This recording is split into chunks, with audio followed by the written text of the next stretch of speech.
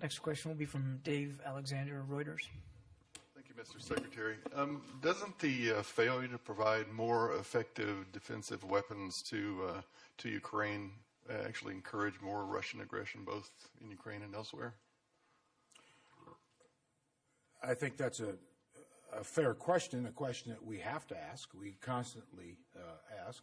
But going back to what I said earlier about the entire scope of what's going on in Russia, last week, I think most of you are aware that the Russian bond was designated as junk bonds. Now, this is an incredible thing to have a considerable country, a very wealthy country like Russia, have its government bonds put in the junk category.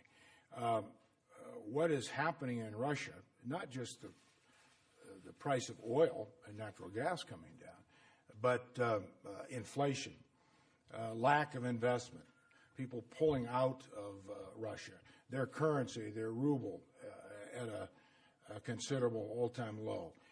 These are also reflections of what's happening to Russia as a result of its aggression. So your question about defensive weapons and continuation of escalating those defensive weapons or more is one part of it, but it isn't the only determining dynamic that goes into how this is eventually resolved. And I think we shouldn't forget either what President Obama has said, what leaders of European nations have said, NATO nations have said.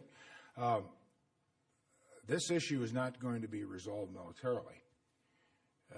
This issue, the Russian aggression in Ukraine, is going to have to be resolved differently.